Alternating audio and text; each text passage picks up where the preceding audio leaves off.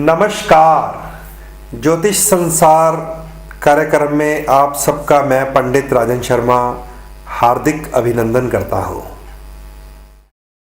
12 घरों का मैंने आज आपको ज्ञान देने का प्रयास किया है, जितना कि मैंने ज्योतिष का विद्यार्थी होते हुए हासिल किया है।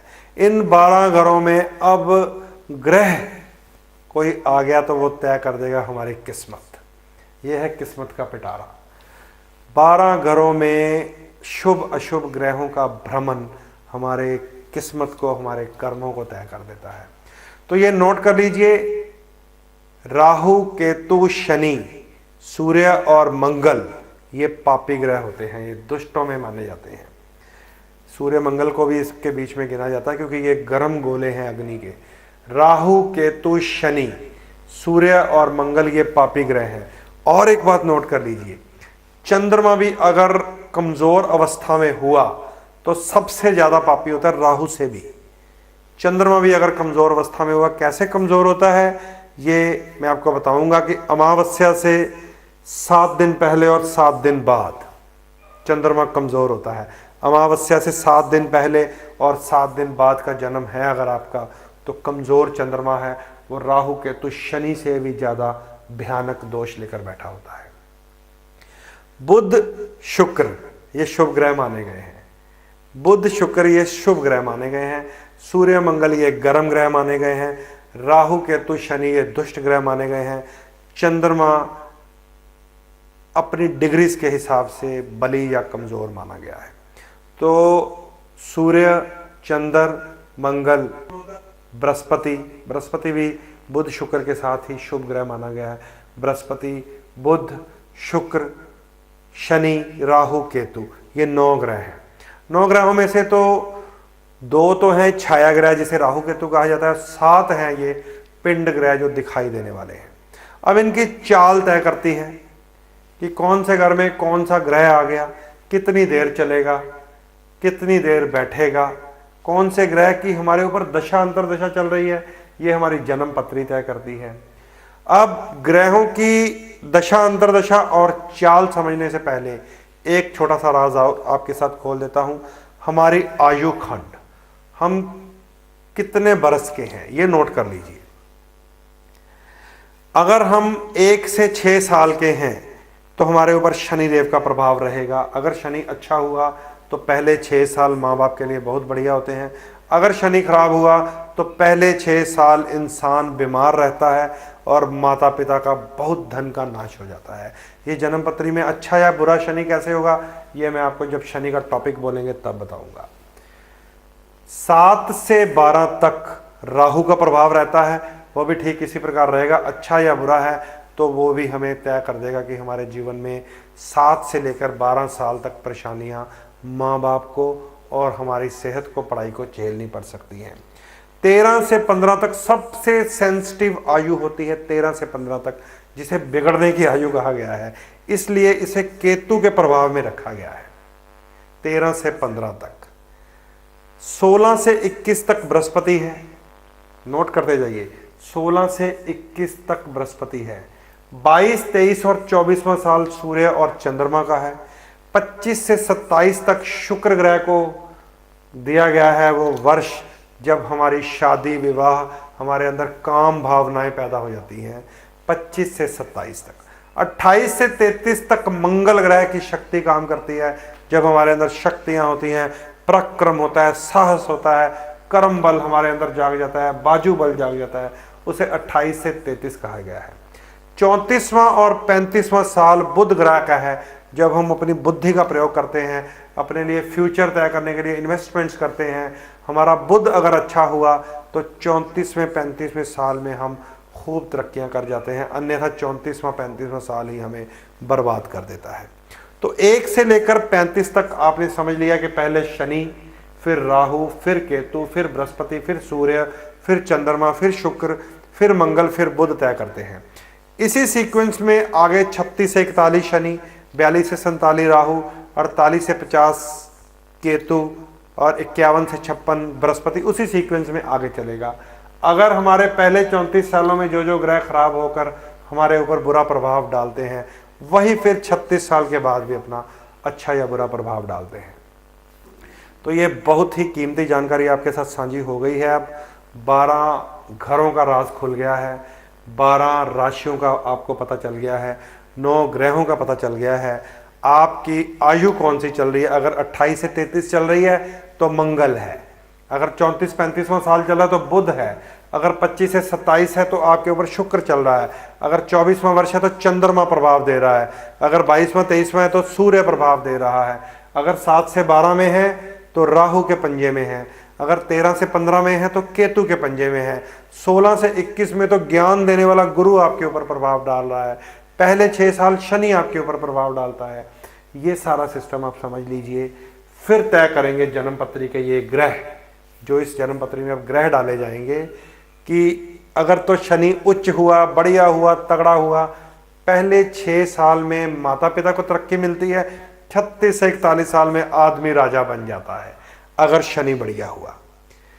अगर राहु बढ़िया हुआ, 7 से 12 में माता पिता को तरक्की मिलती है और 42 से 47 में आदमी को सडन गेन, अचानक लाभ होने शुरू हो जाते हैं। बढ़िया राहु ये तय करता है हमारा जीवन। अब बात करो केतु ग्रह की, केतु भी ठीक इसी प्रकार है। अगर तो केतु जन्म पत्री में बढ़िया हुआ, 13 से 15 में हम कभी बिगड़ते नहीं हैं, हमें अच्छी राह, अच्छी एजुकेशन मिल जाती है, हमें अच्छा साथ मिल जाता है गुरुओं का, दोस्तों का, मित्रों का, भाइयों का, और फिर वही लाभ हमें 48वें, 49वें और 50वें साल में भी मिलता है। ये इतना बढ़िया सिस्टम है, इसे अर्थमेटिक्स कहा गया है वैदिक ज्योतिष में। अर्थमेटिक्स, काल गणना, इसी को आधार बनाया है इस पद्धति को लाल किताब नामक शास्त्र ने, कि लाल किताब इसी टेबल चार्ट को, जिसे 35 साला चक्र कहा गया है, प्रयोग करती है हमारे जो ग्रहों की भाषा बोलने का। लाल किताब बहुत सुंदर विषय है। लाल किताब की प्रेडिक्शंस कमाल की होती हैं। लाल किताब के हिसाब से अगर चलें प्रेडिक्शन लेकर तो आनंद आता है। लेकिन उपाय की पद्धति में थोड़ा सा मैं लाल किताब से गुरेज करता हूँ, वो भी मैं आपको बताऊँगा क्यों। क्योंकि लाल किताब में लगन की वैल्यू नहीं डाली जाती। तो दर्शकों, ये सिलसिला ज्योतिष के ज्ञान का चलता जाएगा, क्योंकि ज्योतिष का जो ये ज्ञान है, ये जो 12 राशियों के अंदर जो जादू छिपा हुआ है, वो हमारे जीवन की सफलता और असफलता तय करता है।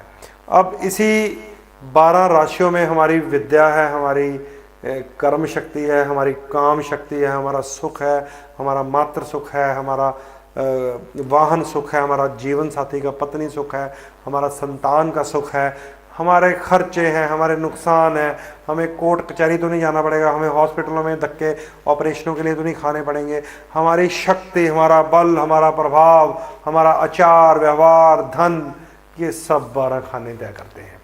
तो इन 12 खानों को आप पर्सनली भी चेक करवा सकते हैं। आपके निकट अच्छे ब्राह्मण होने चाहिए, एक्सपर्ट एस्ट्रोलॉजर्स होने चाहिए, आपको बताने वाले होने चाहिए, जो कुंडली के स्कैनर्स होते हैं, वो आपके रूबरू बैठकर आपको इन 12 खानों में छुपे हुए राज आपके अनुसार बता देते हैं। एक और बात आप समझ लीजिए कि जन्म पत्री जिस दिन बन जाती है, ठीक उसी क्षण, यानी कि जिस दिन हमारा बर्थडे होता है, जन्मदिन होता है, हमारे माता पिता, हमारे दादा दादी या हमारे बड़ों का, बुजुर्गों का ये फर्ज है कि इस जन्म पत्री में छुपे हुए राज को पहले दिन से ही कलर थेरेपी के अनुसार ठीक करना शुरू कर दें। अगर मान लीजिए हमारी जन्म पत्री में नीच का मंगल है और हमारे लगन के अगेंस्ट है, तो लाल कपड़ा कभी मत पहनिए। जैसे मैंने ये लाल पहना है, तो लाल कभी मत पहनिए। अगर हमारा राहु खराब है तो नीला कभी मत पहनिए। अगर केतु खराब है तो ब्राउन कभी मत पहनिए। अगर शनि खराब है तो काला कभी मत पहनिए। अगर बुध खराब है तो हरा कभी मत पहनिए। ये पहले की बात कर रहा हूँ, जब बच्चा छोटा होता है कलर से हील हो जाता है।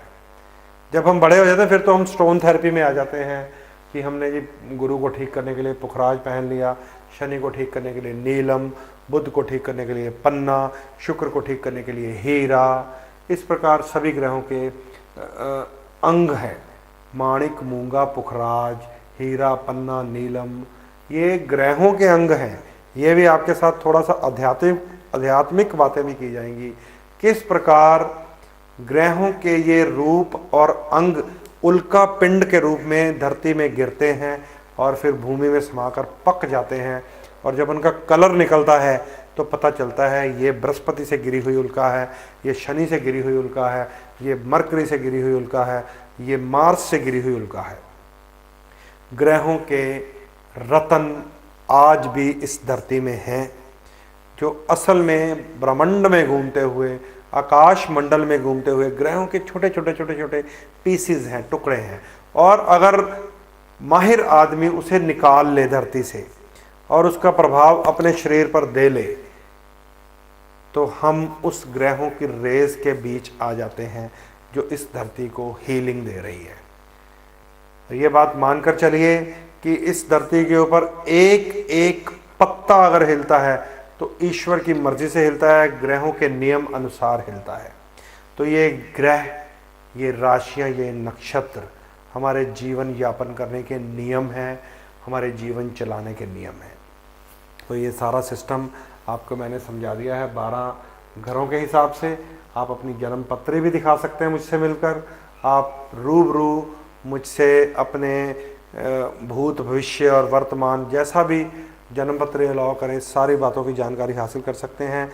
इस नंबर के ऊपर आप अपॉइंटमेंट तय करके मुझसे मिल सकते हैं, ताकि आपको बताया जाए कि 12 खानों में कौन से 12,000 राज छुपे हुए हैं, कब हमारी सफलता, कब हमारी असफलता, कब हम पास, कब हम फेल, कब हम विदेश, कब हम जेल, ये सारी बातें रूबरू बैठकर कुंडली स्कैन करके जानी जा सकती हैं। उसके पर आप कॉल करके सारी जानकारियाँ, सारी इंक्वायरीज़ और अपॉइंटमेंट हासिल करके मुझसे मिल सकते हैं। आपसे इजाज़त चाहता हूँ।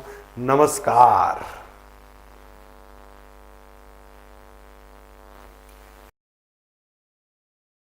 यही संदेश देता हुआ आपसे इजाज़त चाहता हूँ। आप मुझसे मिलने के लिए मेरे नंबर के ऊपर संपर्क कर सकते हैं, जो कि है 9814126421, 9872065786। इन नंबरों पे आप कॉल करके मुझसे मिल सकते हैं। नमस्कार।